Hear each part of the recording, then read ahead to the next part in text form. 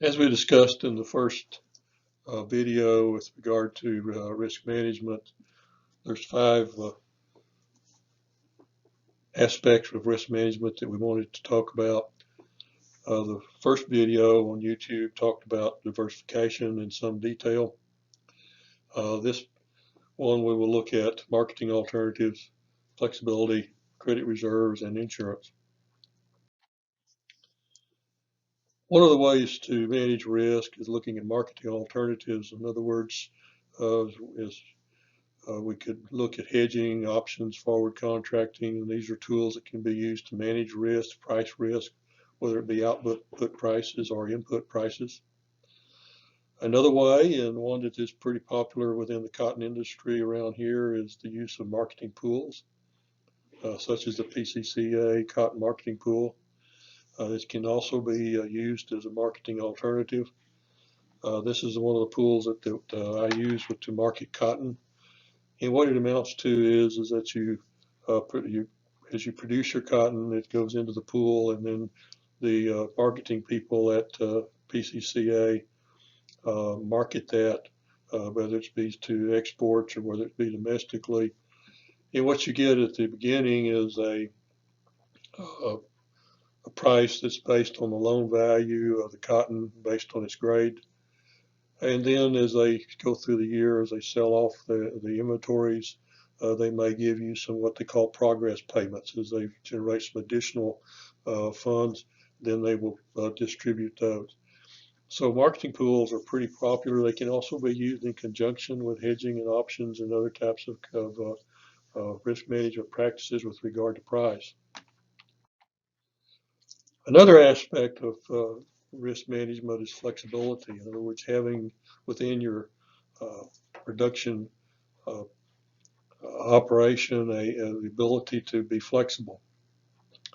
For instance, we discussed before that one of the things about specialization is that if you're only producing one crop, then you don't have to really worry about what herbicides are being used. But if you're going to diversify, or if you're going to be in a position to take advantages of markets as they may come along, flexibility means that you needed to be able to change the direction or what you're growing or what you're doing and producing fairly quickly to be able to meet the demands of the markets. This could be looking at different alternative crops, enterprises. It can be able to say, well, this year I can maybe incorporate some type of a stocker cattle enterprise into my operation. So we're just being flexible with regard to your management practices. Flexibility does not directly reduce risk, but what it does, it provides you ability to cope with risk. Examples would be reducing your fixed cost relative to your variable cost, choosing non-specific resources in place of specific resources, like in other words, for instance, in terms of herbicides, and managers that are willing to make changes when needed or as conditions warrant, that are more flexible, that are being able to move quickly to take advantages of opportunities. Flexibility has some of the same problems as diversification has. In other words, being that if you're going to be more flexible, then you may give up some of those advantages of specialization and those efficiency gains.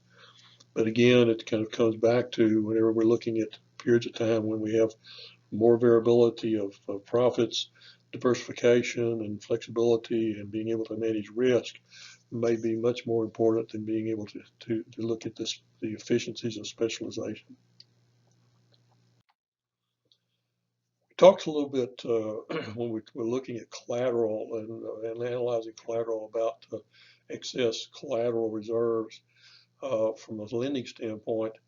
We can look at credit reserves from a standpoint of the individual farm or the operation of the business. A credit reserve is a source of liquidity, and we're going to be looking at down here pretty soon, looking at how liquidity is part of risk management.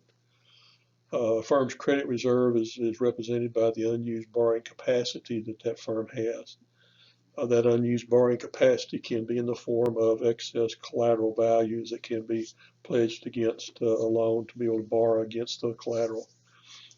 So it's often that we can look at it as a credit reserve as a difference between the maximum amount of borrowing that you can have versus what you have already borrowed. In other words, not being completely uh, borrowed up with regard to your debt, that you're holding some reserves that you're able to tap into if you need to, which to provide liquidity into the business if you need that liquidity, being able to borrow uh, against collateral that you may have.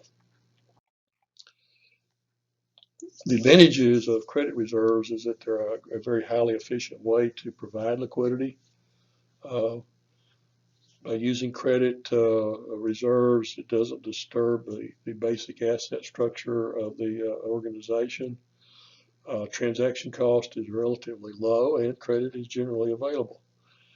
So not completely utilizing all of your borrowing capacity and being able to hold back some of that borrowing capacity to meet liquidity requirements can be very beneficial, particularly in times where you're running into issues that are unexpected issues and uncertainty. We'll talk in more detail later on about insurance, because insurance is one of those sources of risk management that most of us are familiar with. But what insurance does, it provides a specialized form of liquidity. In other words, instead of holding a reserve of cash, uh, or even holding some reserve of credit reserves, you can look at the insurance as a way to offset any losses that you have. So, whereas insurance protects an asset or a flow of income against the occurrence of a specific event. So, it is a form of liquidity.